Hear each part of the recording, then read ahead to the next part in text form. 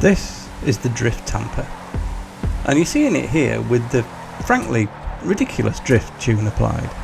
And as you can see, it's completely uncontrollable. No part of this is any fun whatsoever, and at the end of this lap it did a rather pathetic entry of 13.5 minutes.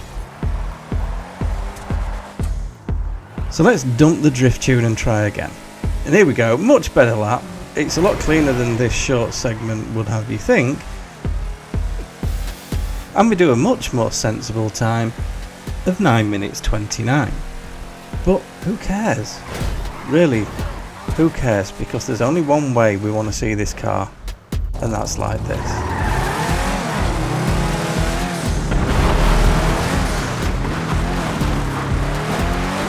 And that's because the Drift Tampa is based on this, the Hoonicorn. Ken Block's 1,400 horsepower four-wheel drive stunt racing monster. If you've seen this before, you will probably have seen it in one of his many Jim Carner films.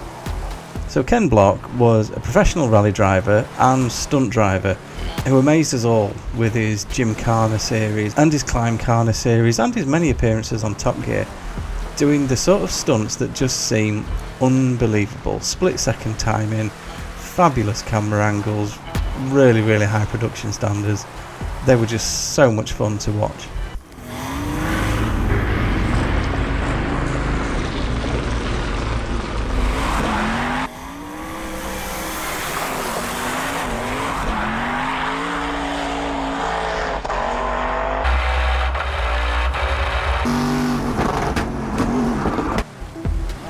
Now unfortunately, Ken lost his life in 2023 in a snowmobile accident.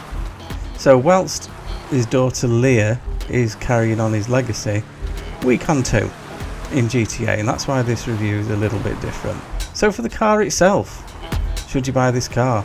Well, it's the only way you can get a realistic looking Hoonicorn in the game, and it is a really faithful replica. It's great fun to drive, but please, whatever you do, don't put the drift tune on it. When Ken was driving this, he used to get the back out through the application of skill and power, not just the removal of grip. So if you've got the drift tune on this, take it off, head up to the mountains and have some fun in it. And if you don't have this, all the same applies. It's surprisingly good in free mode. It did a very sensible lap time, 9.5 minutes, which is pretty respectable for a car that can be quite a handful. It's just as loose at the back as you'd want it to be. But through traffic and around the roads, it's actually a pretty nice car to drive. It also looks seriously cool, especially in this bare metal finish that I've got on here. Customization wise, there is loads you can do, absolutely loads you can do. So you don't have to go full on Hoonicorn, but I can't see why you would do anything else. Now it's not a deleted vehicle, so you can still buy this, but this is the Casino Wheel Podium vehicle this week. So you really need to be getting in there every day and trying your hand at getting this. It's an absolutely fabulous car. It normally costs just under $1 million, and it's worth it at that. But it's even better at free. Free is still my favourite price. And you might have a little bit longer this week because next week is DLC week. So it's very likely that this week's update offer will actually run all the way until next Tuesday, rather than swap over on Thursday like it normally does. So get yourself down there and try and win this. Believe me, you won't regret it. And here's the time it managed to do. And here is where it sits on the leaderboard. And while we just scroll through, as I keep saying, we're inching up on 1,000 subs.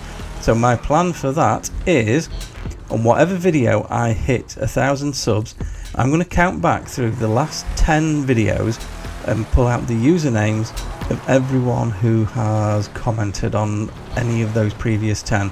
I'll put them all into a randomizer, pick one at random, and whoever wins will get a giveaway, and that's going to be a t-shirt of your choice from my selection that you'll find down at the bottom. So get watching those videos, get commenting, good luck, and I'll hope to see you all when we get to that 1,000.